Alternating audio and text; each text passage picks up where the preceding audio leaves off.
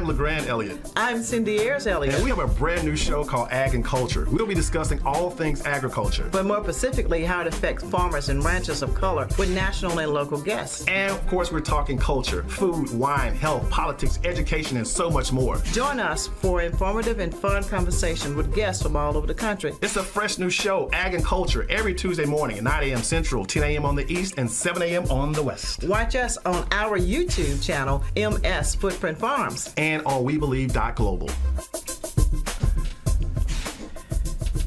Good morning. Good morning. Happy Tuesday all over this great land. Good morning. Ag and Culture is officially on the air, episode 3. Good morning. I'm your host, LeGrand Elliott, and my lovely co-host is Cindy Ayers Elliott, and good morning to everyone. So glad to be here. Episode number 3 already. Can you believe it? It's our number 3. Wow, number 3. Hard to believe. And of course, Ag and Culture, if this is your first time joining us, thank you so much. All of our Facebook Live viewers, thank you so much for tuning in. Our We Believe family and the We Believe Network, if you're watching via their live, good morning. Everything is good? Yes, it is. And good morning to everyone that's on our Facebook page, which is Footprint Farms. Just good morning to everyone, and thank you so much for tuning in to hear us. And we got some great topics today. A great topic that I love. Very much so. Very much so. And we just want everybody to understand that our show is Ag and Culture. It's everything agriculture and how it relates and how it affects communities of color. Farmers and ranchers in our communities. So yes. We just want to be very clear on that. A lot of good things that's going to come out of this. We've got some outstanding guests lined up for February as we prelude into our favorite month. We celebrate all year, but it's our month and it's Black History Month, and what better way, I think, this morning is to really kick this thing off. So again, our show is very interactive. Yes. And we don't want to always hear ourselves talk. We want to give you some great information. I'd love to hear you talk. I really do. Flattery gets you everything, young lady. But we want this to be very interactive. So if you're on Instagram, we're at Footprint Farms. If you're Facebooking us, come to us at Footprint Farms as well. Yes. That's right. And if you want to go old school, we want to hear from you, 1-800-492-5186. Or you can call us at 601-910-5534 at the farm. Right? Yes, we can, and we're excited to hear from everyone. But we got some challenges today for our audience. I like that. Yes, and we're also going to talk about some of the great giveaways that we're about to do to get ready for coming into our month of February. Though I am a farmer 12 months out of a year, and guess what? I just happen to be Black. You notice? I mean, just a little bit. Just a little bit. But we also want to make sure that we thank our title sponsor, Heifer International USA. Yes. We announced just last week that they were our title sponsor. We're so happy to have them aboard.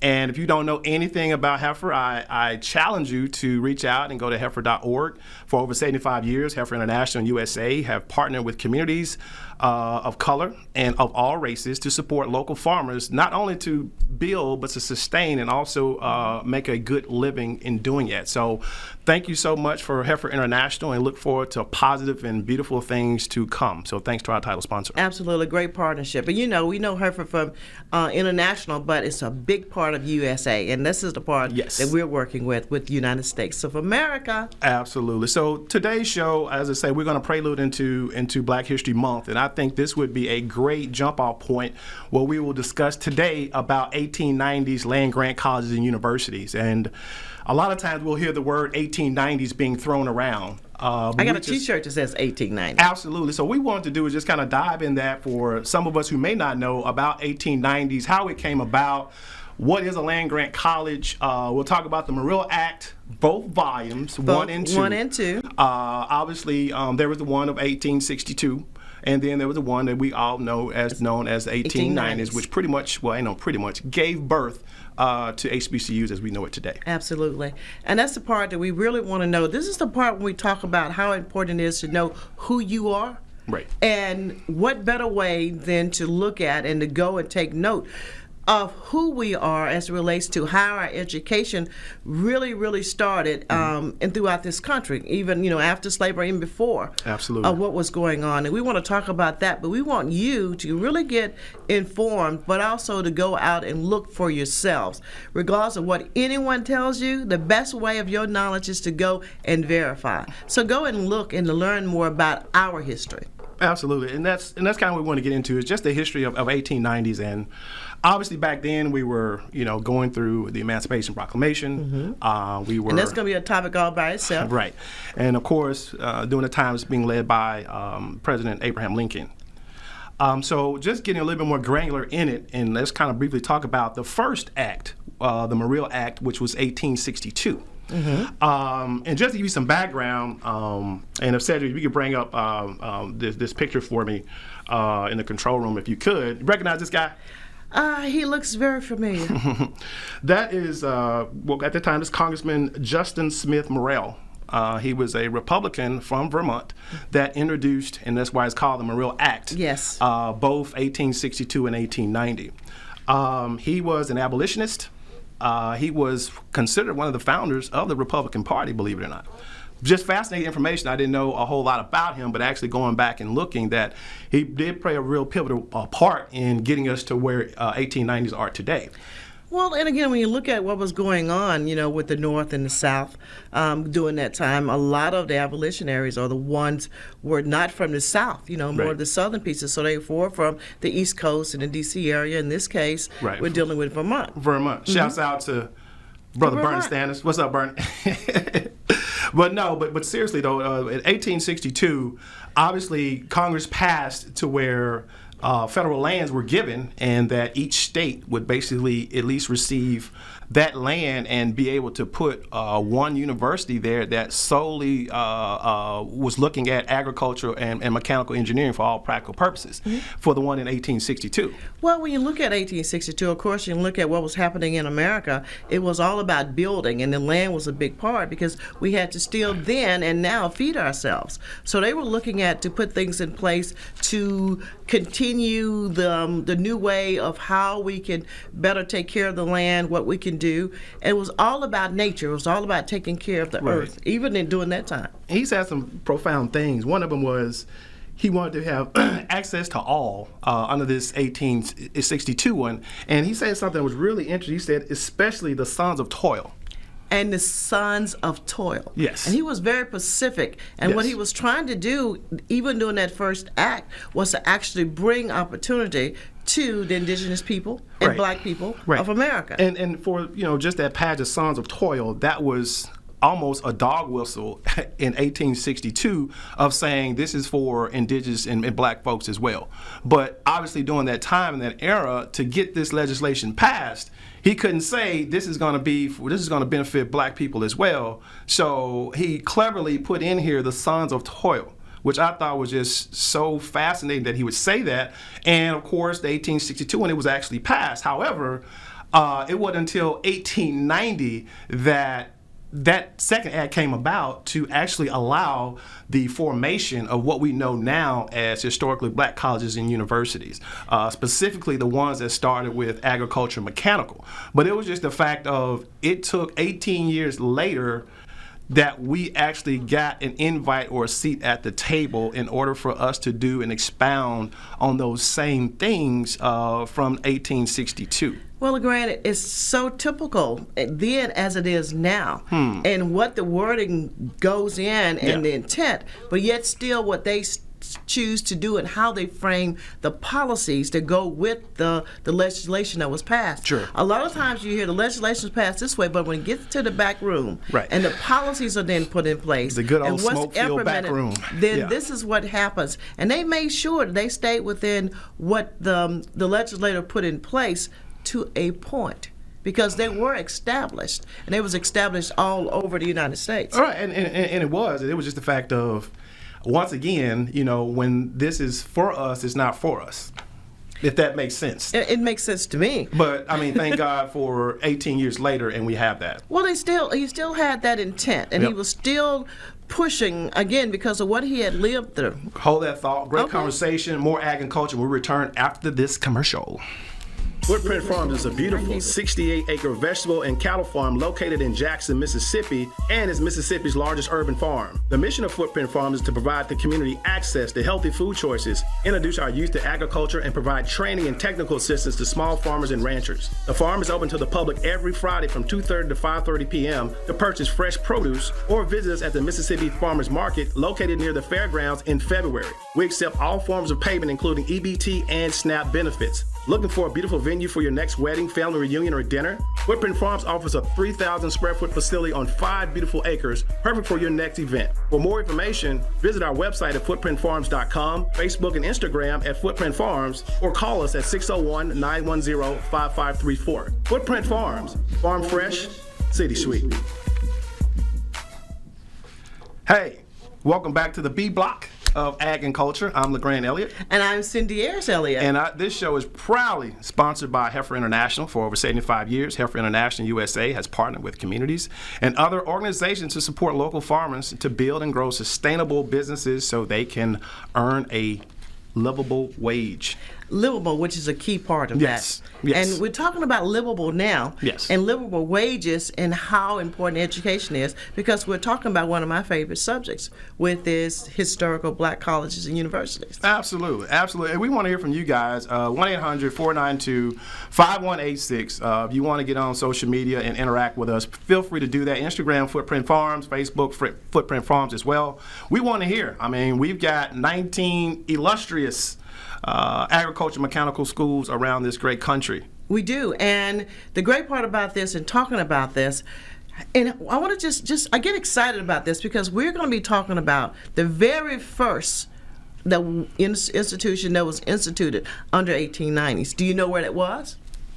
Absolutely. The Alcorn State University. Absolutely. Absolutely. The very first land grant of the Morrill Act II was established right here in Mississippi, and it was and is still standing today, Alcorn State College, now Alcorn State University. Right. So we're very proud to take that distinction. Absolutely. And I want us to know here in Mississippi and around to understand how important our history is and how important this institution is then and now. Yeah, absolutely. And like I said, we have 19 historically black land grant colleges that are currently in the United States. And we want to hear from you guys, 800-492-5186. Did you attend one of these 19 or did you attend an HBCU? Did you attend an HBCU? I did. I actually got to attend I love Jackson State University. That's cool. But you know, again, I wanted to attend Alcorn State University. I wanted to look at going into our black colleges, but then at that time, when it was time for me to attend college, something else was going on big in Mississippi then. It was happening, and it was Ayers versus the state of Mississippi. Absolutely. Because then we were looking at how and why our institutions was so lesser than the other institutions that were Mississippi under IHL. So, have we made? I mean, obviously we made some significant progress, but sometimes significant is not enough. It's not enough, and we still have so much to do. Yeah. But that's another show as well. But right now we're going to talk about it, and we have to understand and be proud of who we are from the history, starting right now with Alcorn State University. And that's going to be the first one that we talk about. And again, there are others. There are the colleges and universities that educate and have created a whole mechanism way for black professionals in America. Yes, and they've, in our 19 agriculture mechanical HBCUs have definitely produced some of the brightest and best when it comes to agricultural science. In almost in the world. And that's the other part we want everybody who didn't attend to understand that when we talk about the sciences, it is science. It's about not just tilling the soil or what goes on in the soil, but it's all the science from biology to economics to understand everything it takes in order to fulfill the mission of being in an ag university. And that's exactly correct, because with that, agriculture is STEM. A lot of times we kind of just defer that to the math and some of the science part, but agriculture, for all practical purposes, is a very robust STEM program that have direct pathways for students who are interested in careers or degrees in agriculture and or mechanical engineering. And that's another reason that we want to talk about this, because when you think about our HBCUs and you think about in Mississippi, Alcorn State University, well, I don't want to go there because it's all just about agriculture. But if you want to research in science, it's there. If you're looking at mathematics and computer science, it's there, because it takes all of this. I always say this, LeGrand, that the United States Department of Agriculture, which is where a lot of our schools in 1890s work to and from, and a lot of money comes through, is the second largest budget in agriculture in America. Yeah, next to the Department of Defense. Only to the Department of Defense. All right. Yep, so that should tell everyone how important agriculture is in this country, and still today in this country. Yep. So, in your opinion, I think mine as well, that our 19 land-grant colleges are still making a profound difference. And I guess, too, how do we keep supporting them? How can we get more young folk and more young folk of color to get interested in agriculture, not just from a standpoint of people thinking it's just in the soil all the time, but all the other scientific things that go on with agriculture, from developing chemicals to developing seeds to developing fertilizers, and the research that goes along with that, to really instill and make sure that our parents are really taking a hard look at our HBCUs and what they have to offer. Absolutely, all of our HBCUs. But again, when we start talking about where we are in this country, we still think that is better somewhere else. I'm not going to say they might not have better facilities, but when it comes down to the nourishment, and I mean not off the body but also off the minds, and to help to build the character. Right. And with our HBCUs, we take in and we bring in students who want to go, who never thought they would go to college or university, and still give them the necessary tools to survive and live into their fields to wherever they go. And that's the disappointing thing, is that we produce all these folk, and just for example, you look at a Texas A&M, for example. Yes. And you look at one of our great 1890 land grants of, say, a FAMU, a Florida A&M. And when you look at it from scope and scale, we still can't be touched, because we can do so much with nothing. Why is it that it's such the disconnect, even in 2022, that these land-grant colleges don't get a iota whiff of the amount of money that a land-grant college like a Texas A&M, why is it still so disproportionate? Well, it goes back again to those magic words of policies and who's sitting at the table and what formula is being put in place. But then when you go locally and you go into the states, for us, IHL, the Institution of Higher Education, sits a lot of the policies in place, because they determine what degree programs are at our public universities. Alcorn just can't say we want to put a whole nother school of engineering there unless it goes through and is approved by, and then have money to fund through IHL. So it still goes back to the policies and the people sitting at the table. But with IHL, obviously the pie has been sliced by the time it gets to IHL. But I was trying to dig deeper from the federal government, because they're the ones that's doling out this money to the Texas A&Ms, to these bigger, predominantly white land-grant colleges and universities around the country, and it seems like we still don't get our fair share, and nobody is saying we want this for free or anything like that. We just want our just due. And what do we do going forward? I mean, we always say, well, contact your congressman and do this and do that. How can, at 2022, how can we evolve to just say, you know what? We want to make sure that our land grants, that our HBCUs are on equal footing. And I think Deion Sanders said it best. We're not looking for a leg up. We just want a fair shot. We just want a fair shake and on fair ground. Well, then you got to go back and again, we got to look at our history. When they were designating these universities, they also designated so much land to go with that.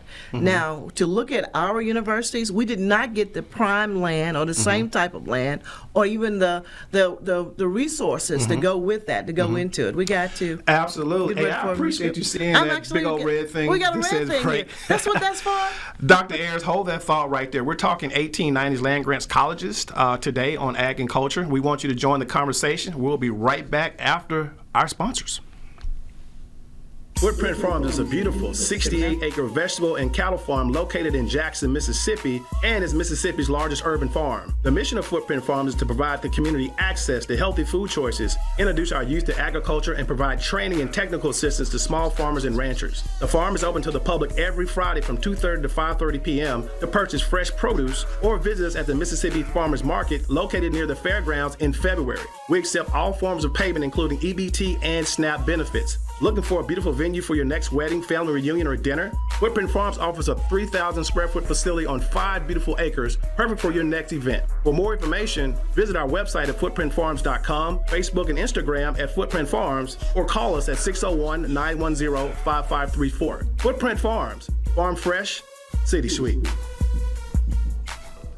Hey, welcome back to the C block of our show, Ag and Culture. Is C for Cindy? No. No, this is the third after the break. Oh, okay. I'm kidding. We're back, Ag and Culture. Our proud title sponsor is Heifer International USA. For over 75 years, Heifer International USA have been partnering with communities and other organizations support local farmers and build and grow sustainable farming businesses throughout the world and the United States. Thank you so much, Heifer, and to Pierre, who's their chairman and leader. Thank you again for all you do throughout this world, but especially for looking out for state like us and looking at what we're getting ready to do for bringing information about Heifer as well as for agriculture products. Sure. And like I said, again, we're so proud to have Heifer on board with us. Yeah. So we're talking about 1890s land-grant colleges and universities, our beloved HBCUs that specialize in agriculture and mechanical arts. Mm-hmm. There are 19 of them in the country. I learned to assume nothing, that everybody knows exactly where those 19 historically black colleges that are A&M schools are. Mm-hmm. So just give us a little glance and background and maybe some of the background on them, or who's the leadership of these universities? Yeah, well, let's do that. Well, first of all, let's name them. If you got a map that's up there, you can see a lot of all of ours, all the colleges and universities. But for the land grants, if you go to the west, you're going to look at Langston University. Mm-hmm. Coming down further, you're going to look at Prairie View A&M University. That's right. Still going over from west to east to University of Arkansas at Pine Bluff. UAPB. UAPB. The SWAC. Going up to now Lincoln University. Okay. And then when you're coming down southwards from that, you're coming into Southern University and A&M College. And Southern, which is not a university system, but Southern is still a land grant. So SU, the Jaguars, some of the Macs of the SWAC, they're actually an agriculture mechanical school. Absolutely. And then you have the Alcorn State University. I should have saved that for last. I got some good points on that one. We're going to go over, continue up to TSU, Tennessee State University, to President Glenda Glover. Shouts out to Dr. Glover. How are you? Absolutely. Then go up to Kentucky State University. Mm-hmm. Keep going further up to the East Coast, Central State University, which is our newest destination for land grant within the last 4 or 5 years to be designated. They've been there for a long time. So but what makes it? What makes a designation? What makes a HBCU part of the 1890s platform? Well, it has to go back to being able to be accepted in through Congress as well as a format to become. Even though they've been doing this for a long time in ag, they were not a designated. With that, which also brings some other funds that will come through from what's put in place under the Morrell Act to do that. So, and I was reading somewhere that Southern University was one of the first 1890s to actually have a really robust marijuana program. Well, we're going to talk about that. It's one of the big pieces of research that they do. And that's what I was saying from the research standpoint. But we got to continue because we got to give everybody their props. Absolutely. We have West Virginia State University, North Carolina A&T State University. You talking about them folks that can't nobody from the SWAC beat? Come on now. And then we have Fort Valley University, which is a great university that's out. And we go up further over to the coast. We're still going to our east for South Carolina State University. We have Virginia State University. Another team that the SWAC can't beat. Which we're going to talk about that, LeGrand. We have the University of Maryland Eastern Shore. On the University of Maryland system, that's a lot, but this is Eastern Shore. Eastern Shore, that's part of it. And then we also have Delaware State University. And I know I mentioned Florida A&M, that's down those Rattlers. Absolutely. That's coming into the south. And again, part of the SWAC. That's right. And those are just good things to know. And I'm pretty sure if you guys, go out and just Google land grant 1890s, all this information is up there. And then the graphic that we actually have that we're showing, it has a mixture of the 1994, and that has to do with our Native American part of the agriculture part of it. You can expound on that a little bit? Well, absolutely. Well, again, it goes back to different things changing. And finally, our Native American or our Sons of Toil were named, had their universities, and they went through the tribal to actually designate where they would be. And again, they have their system is set up just like under ours with other HBCUs, but it does have a distinction of itself on how their funding comes in. So they would have their funding is more like it's traditionally anything that goes on a reservation. There's almost a special tribal type of funding that goes into that as well. But you asked a question: what can we do, or what has been done? Yeah. Let me just say to you this, and it goes back to policy.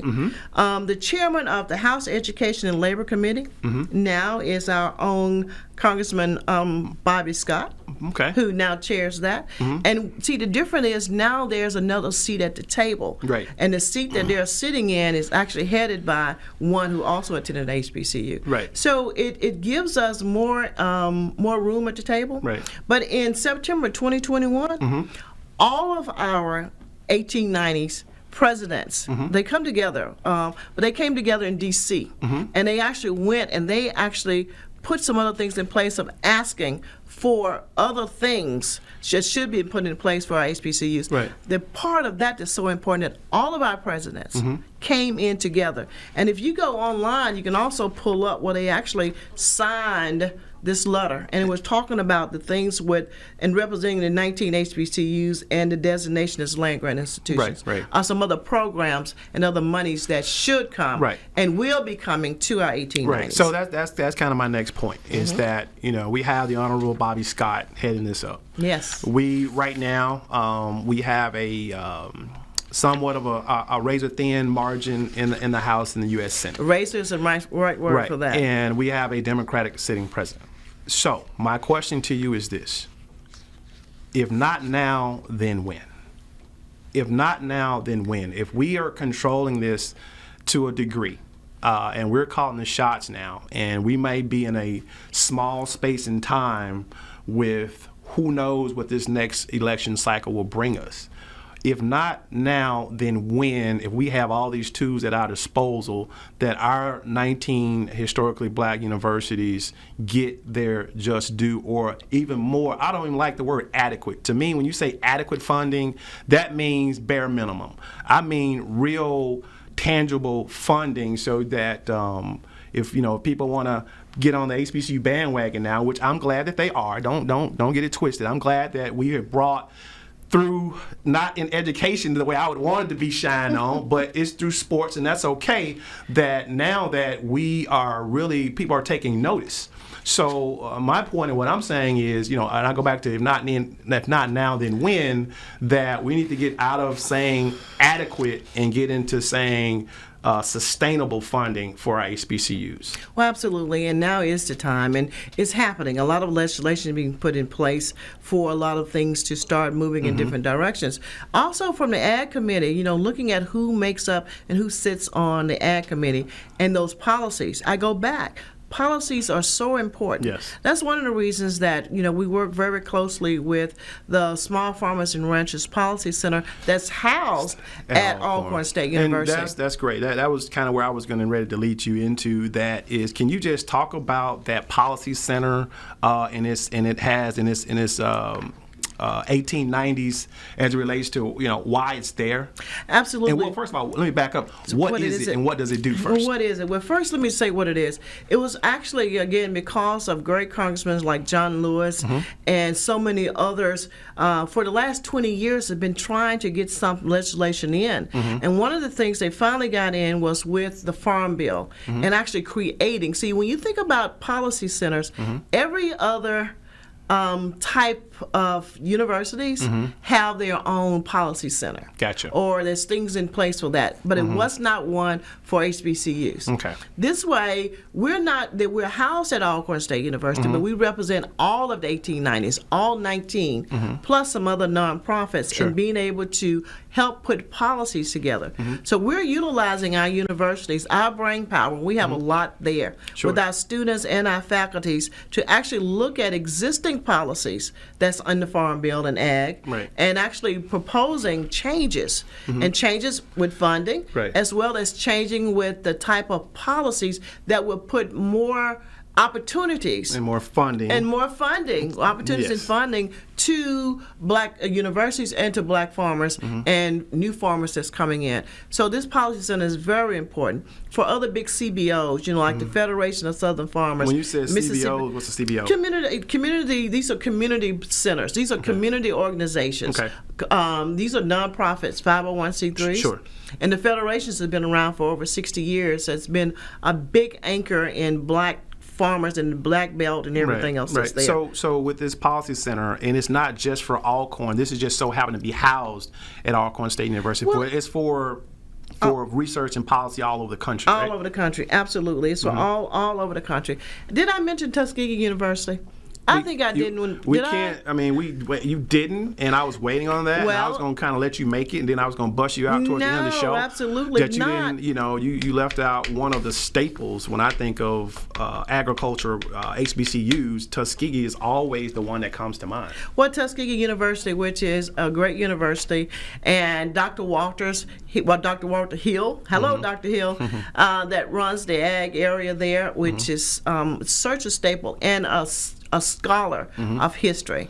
And right now we're working very closely. They're one of the universities that's actually doing a lot of research as relates to the policies for agriculture, as well as Alcorn University, peer review. So we're able to take what comes into the policy center and actually put that money, those funds, into our universities for research. Yep. And we can take that research back. So now you can talk about this is not fair. Yep. Now we can show you the numbers, and Congress can see what's there. And we actually take all that information to Congress. Right. Wow, this 30-minute goes really fast, so we've been getting a lot of calls like, hey, y'all need an extra 30, so we're working on that. So that's going to be a wrap for the show for today. That 30 minutes does go really quick. Dr. Ayers, we're talking 1890s. We'll see you for episode 4 next week. You've been watching Ag and Culture. Good morning, and welcome. It's episode 11 of Ag and Culture. I'm your host, LeGrand Elliott. Dr. Ayers is on hiatus, so riding shotgun with me this morning is Kirsten Burke. Miss Burke. Welcome to the show. Hi. My new co-host. Thank you for being Ag and Culture. Hey, it's going to be a fun show today. We've got an exciting guest. We're going to just so happy about it's Tougaloo Day. I'm sporting my Ag and Culture swag today. We'll get all into that. But Ag and Culture is just a show about agriculture and how it affects communities of color. Our show is very interactive. I don't like hearing myself talk. Everybody knows that. So, give us a call, 800-492-5186. If you are on Facebook Live, what's up, everybody? Footprint Farms. On Instagram is Footprint Farms as well. You want to hit us up at the farm, 601-910-5584. Exciting show today, and I can't forget and be remiss if I did not shout out our sponsor title, Heifer International, our title sponsors. We're so happy to have Heifer International for over 75 years. Heifer International has been a proud sponsor of farms all over the country, helping people get a living wage by doing agriculture and farming. So we are so blessed to have them as part of our team. Hello, everybody in Little Rock this morning at Heifer International corporate headquarters. Now, with all that being said, again, it is Tougaloo Day, right? I'm a proud Tougaloo grad of 19-something, but that's okay. But this morning, in all seriousness, we have exciting guests. We have Dr. Chinelo Evans, founding principal of Jackson Public Schools Tougaloo College High School Program. Welcome to the show. Good morning. Thank you for having me. Thank you for being here and taking so much time out of your busy schedule. I know you're very busy, and we're just so pleased that not only did you agree to it, but you agreed to come in the studio. So we're just so happy to have you here. Just getting started, Dr. Evans, one of the things that you said was just so striking to me, and it's so profound, is that education is a priceless asset. Just talk about that a little bit, and just what made you feel that way and be so moved to actually, become the founder of what I think is an amazing program. Absolutely. Well, I grew up in Little Rock, Arkansas, actually. Okay, shouts out to Little Rock. Did not know that. Shouts out to the 501. I did not know that. That's right. Good stuff. And in my community, we grew up with very meager beginnings, and I saw what was going on in the community around me. I'm the oldest of 4 siblings, and I saw education is my way out. Education Absolutely. Is a way to a better future. And if I could show my siblings that I could do it, then they could do it too. Absolutely. And so I wouldn't be sitting here without teachers or professors or people who poured into my life that showed me a different way, a way to be able to have access to the things that people want to have, that pursuit of happiness. So Absolutely. Those are the kinds of ideas that we wanted to share with students. 4 years ago, when we sat around the table and envision what would the ideal school look like. Right. And so along with those teachers and my assistant superintendent and others, we really put great thought into how could school be different. Through the research curriculum unit at Mississippi State University, and in partnership with the Mississippi Department of Education, they have these innovative schools. Sure. And our school is one of 5 early college high school programs in the state of Mississippi. Oh, wow. And that is so exciting. So in looking at it, it's obviously the acronym for this is JTech. So it seems like, with this program, obviously, you have about 117 scholars that are in this program from 9th grade to 12th grade. Just a little bit, just kind of expound on, maybe the basis of it, because the exciting thing to me is by the time the students are senior year, once they graduate, they are on their way or about to complete their associate's degree. That's phenomenal.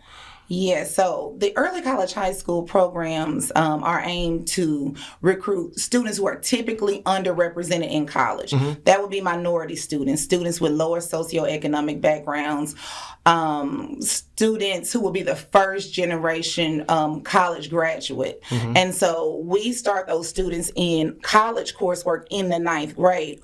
And the idea is that with support and with an innovative environment, that those students will not only be able to gain all these college credits, including up to an associate's degree before they graduate high school, but that those students would be able to go to college well prepared, without the need for remediation, yes, and without debt. And that is impactful for generational wealth building. Yes, absolutely. That was you took the words right out of my mouth, is that immediately when they finish high school and they finish this associate's degree, they're not having to go dive into college and they have to take core classes. They're ready to go right into the major. Absolutely. With no debt. So, Dr. Evans, what are the qualifications of someone a student that may, or parents may have, be a subscriber to our show? What are the criteria to actually become a student, a part of this very special program? Well, we do a unique, I say unique, but it is different than our IB or APAC options within our district. Right. But students have to not only apply, but it's not just demographic information. It's really open-ended questions that help us get to know the parents and the student before we select them for interview. Yeah. And then the students interview, and then the parents interview separately as well. And we have a committee of people who hear that information, and we're looking for highly motivated, well-behaved students. Before the pandemic, we used to accept 50 students. Now we accept around 30 students each year, so that we can make sure that we social distance within the environment. But those are the kind of students that we look for, students from inside of the Jackson Public School District. And I think that's exciting. And kids also get a knack for what college life is like, because they actually go to school at at Tougaloo College, right? When they go to school, they're actually at the college on campus. We are housed at Tougaloo College. Some of our students have never gone to their home school. We say their home school before. Right. All of their coursework is done right there at Tougaloo College. So these kids they may have gone to one of the other JPS middle schools there, but now they've made the quantum leap to the program. Yes. So they've never really known the high school. They've really known college. Right. Wow. That's so exciting. So, and you mentioned something else. What is the difference between this program and AIPAC? Well, I have had the privilege of working at an AIPAC site, an IB site, and this site, and then a school without a special program. And I tell parents all the time when they say, is this program, which one would be best for my child? Sure. And I think that different children need different environments. That's what I love about our district, that there are so many options. Right. In AIPAC, that's geared for students who are interested in the AP, that advanced curriculum, or the arts. And if I had a student that was really interested in the arts seriously, they wanted to make a career out of this, they wanted to have that specialized training, AIPAC would definitely be the best place to be. They have an amazing program over there. I'm in awe every time I go in school. Wow. And for the International Baccalaureate program, they're students who want a world view, who want to make sure that the languages are heavily a part of their curriculum, that they understand approaches to learning, how you approach learning various contexts and content subjects. And then for our student, the early college, it is really geared towards students who want a leg up on college. Who need help accessing college. Right. Maybe their parents have not gone to college and they don't even know where to start. Yeah. And so we are that support for them. Or students who want a smaller environment. We have class sizes about 10 students to one teacher. So it's really one-on-one learning. Customized educational pathways is what we say we specialize in. So, and obviously we have a product right here in studio with us that is a student there. Ms. Burke, you are a 10th grader, correct? Tell us a little bit about what you're doing and what JTech means to you. Okay, I am Kirsten Burke. I am a sophomore at the JPS-Tougaloo Early College High School. JTech to me is really a program that I've excelled in. I have been able to be more myself, and it is giving me a leg up on college, for real. Yeah. No, so Tougaloo still, you going to Tougaloo? I'm just kidding. but that's truly amazing. So you're a 10th grader. Yes. You are president of the sophomore class on the SGA cabinet, right? Congratulations about that.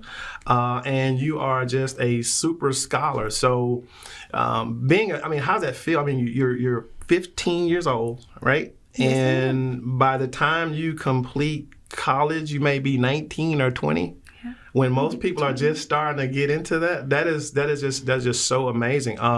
So you mentioned the class size. Is that beneficial to you, that one-on-one, or just having those peers or on the same kind of pathway and goal that you have? Does it make it easier for school? It really does. It truly does. I came from a school where we had a lot of kids in class, probably up to 30, which is how much we have in our grade. Wow. And so with only 10 kids in each class to one teacher, it really gives you a chance to have a focused view on your learning and stuff like that. So we were talking earlier, so you're actually taking college courses as we speak. Yes, right now. So you're 15. Right? Yes. I just want to make sure, because I'm thinking I'm kind of feel bad over here, but you're 15 years old and you're already taking college courses at 15. Yes, I am. I have 3 college courses right now, and one of those is trigonometry, and I take it in 10th grade. I did start taking college classes in 9th grade. I had about 2 college classes, 1 each semester, and now I have 3. So it's like that part of your college classes, you're actually with students that may be in front of you or behind you that actually may be kids that are going to Tougaloo. Yes, we have actual Tougaloo kids that are in our classrooms all the time. So yeah, we see them every day. Wow, are you tutoring the college? No. But I mean, and Dr. Evans, that's just such, that's a lot, but it's a good lot. That here's someone who is this age and is already being prepared. So, I mean, that's just a testament to the idea that this was kind of founded on. And, I am just in awe, but because you have all these students and they're doing some phenomenal things, and they're college ready, not only from a academia standpoint, but just how college life works, because you're actually somewhat interacting on a college campus. So now, if you do decide to go to Tougaloo, which I hope you go to, if you decide to do that, then you're already well versed in exactly what everything is, and that's good. That is really good. I mean, Dr. Evans, there again, your students, your faculty, are they JPS faculty, or is this hand selected, or how do they come up with that to brighten these amazing minds? Our faculty on the high school side is JPS, and we hired everybody at the beginning. We wanted to make sure that we had the right people who understood the vision and could help build the vision to become a top-ranked model school of innovation. But their college courses are all taught by Tougaloo faculty. They don't water it down. If you're a Chinelo kid in the biology department, you're a Chinelo kid, and you earn every grade that you get in there. And so we find that that's amazing. Kirsten will have 24 hours at the end of her sophomore year. That's your first year of college. Basically done. That's already under the belt. Absolutely. You're a bad girl. You're a bad girl. Thank you. I mean, that is just an amazing feat, an amazing thing that, number one, is at, what I think one of the greatest schools on earth. But I think it fits the mold of what you're doing. You want smaller class sizes, then Tougaloo is that campus. It's not too big, it's not too small, and I'm just really thankful that JPS and Tougaloo have partnered with this program. So this is year 4, am I correct, of the program? Can you talk about that a little bit? Right. This is year 4. We were founded in 2018, and we have 22 seniors. So we're looking forward to 22 of our students graduating in May. And they will actually graduate from Tougaloo May 1st. Before they graduate from JPS May 31st or June 1st. Whoa. Rewind the tape. Whoa, go back. So you're saying that your seniors are going to graduate college May 1st. Right. And then later on in that month, they'll get their high school diploma. Absolutely. If they meet all the requirements, sure. They graduate, they'll be college graduates before their high school graduates. And that's why I want to wait a minute, say that again. I was like, well, maybe she said that. No. But no, that's correct. Yes. Wow. May 1st, your seniors are graduating. That is phenomenal. Wow. JTech program, Jackson Public Schools, Tougaloo College High School program. Very interesting stuff. And even about you, and we'll get into that in the next segment. You mentioned that you were raised in Little Rock, Arkansas. So we'll kind of get into that, because this show is ag and culture. And I think you've got a couple of agriculture stories that you want to share with us. And I'm so excited that you are, because this show is about ag and culture. And obviously it's Women's History Month, and we want to be very cognizant of that and celebrate our future leaders and our leaders of today. You're watching Ag and Culture. We'll be back after this quick break. Back to Ag and Culture, episode number 11. Great guest. It's an all Tougaloo thing today. I told my mom, I'm sorry, I love JSU and all that, but it's a Tougaloo thing today. 2 amazing guests, Kirsten Burke, who is a sophomore at the JTech program housed at Tougaloo College, and we have the founding principal, Dr. Chinelo Evans, in studio with us today. And we've just been really talking about this amazing program, amazing students that you have. But also, and I was going back, just looking at your bio, prior to the JTech, you were head learner and principal at Northwest Jackson International Bachelorette World Middle School. And 2013, 2014, it was rated one of the number one, if not the number one middle school in Mississippi.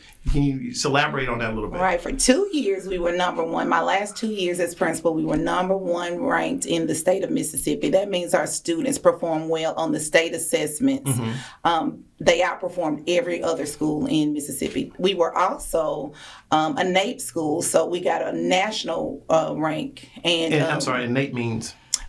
It's another assessment where, like in Mississippi, has their own assessments, but this one, the same test is given to students all over the nation. Right. Gotcha. And we were ranked number 48 out of 98, number 45 out of 98,000 middle schools in the nation. So you're top 50, and it's in Mississippi. And we hear that so much of not having those good numbers. Usually it's on the other side of it. So in your opinion, and seeing that in real time, if you could just speak to any school system that's out there, I know there's no silver bullet, but what are some of the basics that you started with to start getting those stepping stones in place to really have those students eager and ready to go?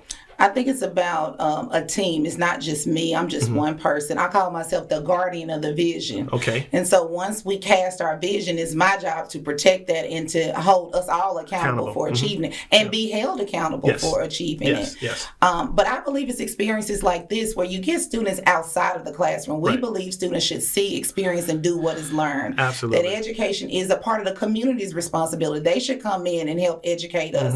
We should go out and help serve them. And it's that that dance, if you will, that back and forth where students can see how you can use trigonometry in the real world or the thinking behind trigonometry in your real life that helps them to excel when school becomes relevant, when they have personal connections, where their voice is heard, and students are trained to be leaders and producers and not just consumers. And that's important. That makes them more eager. That makes them look forward to going to school. Absolutely. And that's a lot, because I know I was one of them. I will say in high school, it's like, okay, I'm in algebra 2 or whatever it was, and I'm like, when am I ever going to use this? But no one was really there. I mean, I obviously had to take it and pass it, thank God, but no one was really there to say, well, you look at it this way, you'll be able to do this, or you might have to use this, that. And no one really broke it down to me that way. And if you really engage students that way, a couple of things. The discipline part comes in because they're going to be like, okay, I can use this, and I can use this to go wherever it is I want to go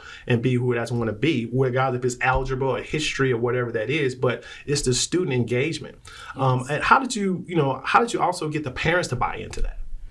I think that every parent wants the best for their child. And I think they're going to buy into their child. And so what I really love about my job is when I have parents like Kirsten's mom who say, things like, I know that my child is in good hands when they're with you all. And I've heard that no matter what school, I have been employed at, that makes me feel wonderful. And I take that really seriously. And so the parents buy in because we have the same outcome. We're hoping for the same end goal, that each student will be able to arrive at the destination that they set forth. If Kirsten wants to be in the medical field, then it's my job to be her agent, to be out there making sure she has those experiences, the internships, the networking that she needs to be able to do that, and then be prepared and know how to communicate effectively. The soft skills matter as well. The soft skills are very important, and I know the soft skills definitely help me to be able to be in any situation and be able to perform and be a part of that conversation. Speaking of internships, I was also, you were talking earlier that you told me that, just like Dr. Evans alluded to, you have already started one of those programs. Tell me about the internship program. Okay, so I have done a job shadowing with a nurse practitioner recently. All of us actually had to do job shadowing, and it was a great experience. I really got to learn about the field, and I actually changed my field to be a nurse practitioner. Oh, wow. So it was that profound and inspiring to you that you're like, okay, this is kind of the pathway that I'm looking towards. Yes. That's amazing. And again, that's a testament to the soft skills and the whole rounding of the student, not just the academia part of it, which we know that's going to be there, but also just like you mentioned, the soft skills, being able to do that. You should be heard and not seen, in an internship, because you get more out of it when you really engage. And I think as a college student and even as an adult in your profession, being able to engage with those soft skills, I agree, is just so important. And I'm just elated that, you actually were inspired that, hey, I want to be an MP or PA, depending on where you are. That's amazing. So is this school considered like a STEM school, or is it just all all things rounded for a scholar, no matter if it's math or science. It's not just a math or science thing. Well, we have a focus on innovation, Okay. and innovation does lend itself to technology. We have AR, VR, augmented reality, virtual reality equipment, 3D printers. We Wow. use technology really to engage students deeply in the educational arena, and then that's their niche. They like technology if it's used in a way. That's right.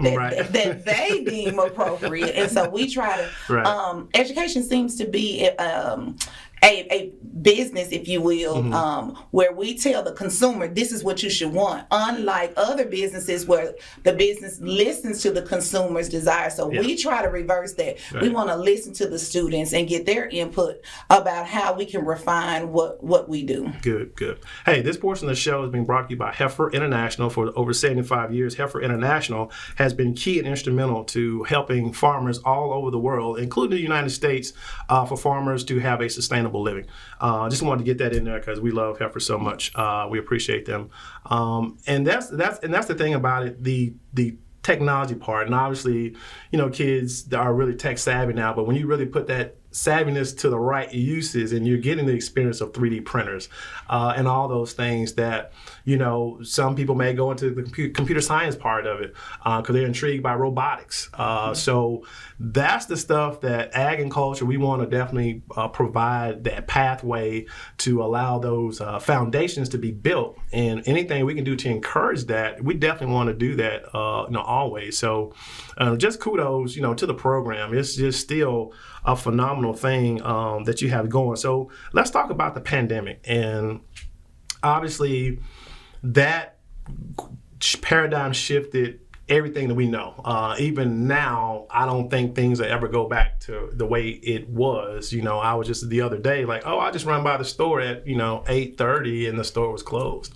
And the store was closed because there was nobody there to work. So that has changed. So how do you guys overcome those barriers? And I know that the distant learning became a thing, and I'm glad it did. And it's now part of just everyday curriculum. It's like, okay, we're not going to school today? Okay, get your laptop out, let's go. So how did you guys tackle that? But not only tackle it, keep the same pace and motivation to keep those kids going in just unprecedented times? It goes back to the team. We're in the people business, Sure. and having the right people around the table, the right parent support, district support, student support. I have found that even a pandemic can't stop you. Our test scores actually increased over the pandemic. We right now have the highest U.S. history scores in the state of Mississippi, with 93% of the students scoring proficient or advanced. Wow. And that's in biology, and we're number 2 in U.S. history with 91%. And so even during the pandemic, we scored high because our teachers, we met actually over spring break to say, okay, what shifts do we need to make? Right. What new learning do we need? Right. Who can go out there and get that learning and come back to teach us? Right. And then we continue to evolve. Right. And so we wanted that same interactive spirit, that same community coming in. We didn't want to lose who we were because we were virtual. We had to find a way to do it and do it even better in a virtual arena. And that's something I'm proud of the team for being able to do. And that's one of the things on our show we've been really pushing, is that we saw the good in it.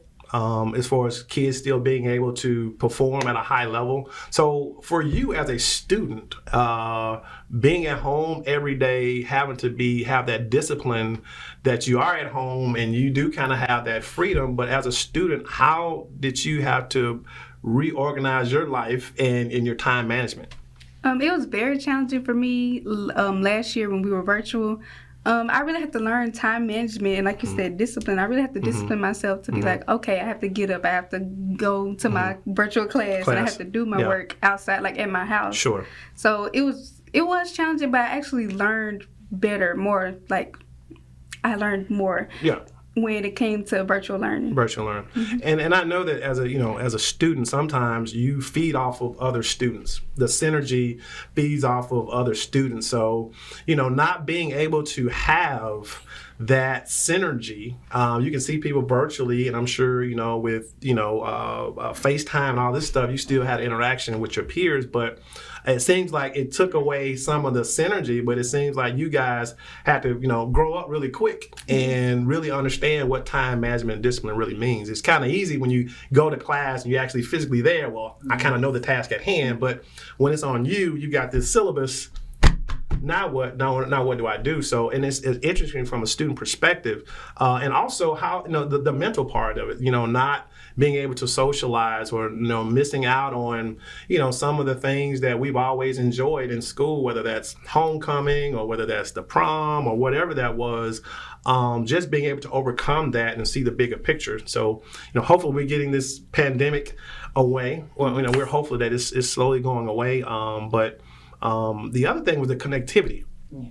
And it really showed that, we're in the Jackson area, we kind of had privy to, whatever T-Mobile, Your Mobile, AT&T, we had that. And I started thinking about students that may be in the Mississippi Delta that are in a rural area and did not have, connectivity, because obviously this is really homeschooling now, and that technology piece is that real bridge to keep this going.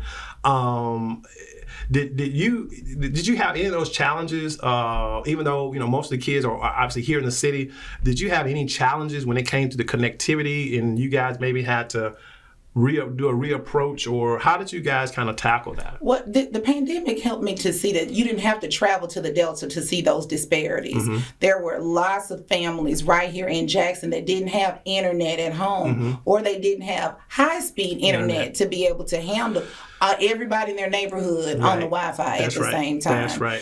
We were fortunate at our school to have been one-to-one. That means all of our students had laptops before the pandemic. The rest of the world didn't necessarily look like that. The rest of our district didn't look like that at that time. Right. So we were able to shift nimbly where mm-hmm. others had to struggle or had to find paper versions. Yeah. We could more easily transition to an online platform. Right. But making sure that students had connectivity at home for our district was essential. Mm-hmm. Our partners in education department found sponsors who got hotspots for students who needed those, and we could deliver them. Right. Making sure that our broadband was such that students could, if they could go to the school, even just drive up there.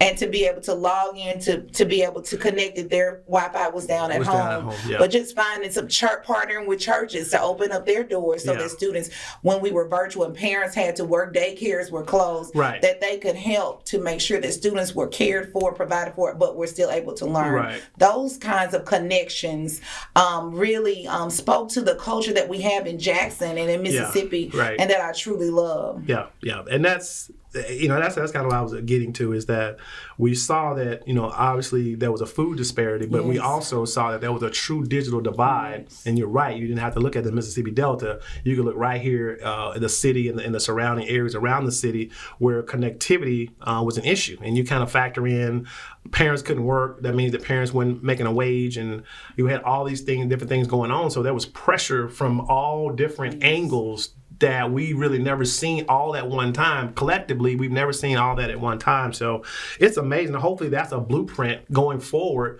that our public school systems will take note of and be ready to prepare for whatever may come next when it comes to a pandemic or anything that forces kids to be out of school for a long period of time. We're here with Dr. Chinelo Evans, founder, principal of Jackson Public School, Tougaloo College High School program.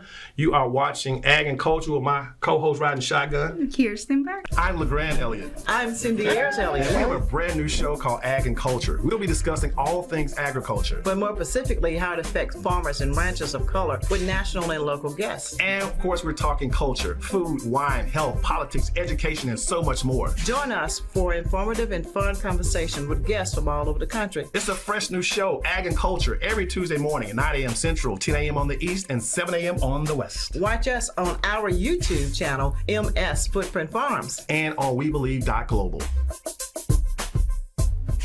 Footprint Farms is a beautiful 68-acre vegetable and cattle farm located in Jackson, Mississippi, and is Mississippi's largest urban farm. The mission of Footprint Farms is to provide the community access to healthy food choices, introduce our youth to agriculture, and provide training and technical assistance to small farmers and ranchers. The farm is open to the public every Friday from 2:30 to 5:30 p.m. to purchase fresh produce or visit us at the Mississippi Farmers Market located near the fairgrounds in February. We accept all forms of payment, including EBT and SNAP benefits. Looking for a beautiful venue for your next wedding, family reunion, or dinner? Footprint Farms offers a 3,000 square foot facility on 5 beautiful acres, perfect for your next event. For more information, visit our website at footprintfarms.com, Facebook and Instagram at Footprint Farms, or call us at 601-910-5534. Footprint Farms, farm fresh, city sweet.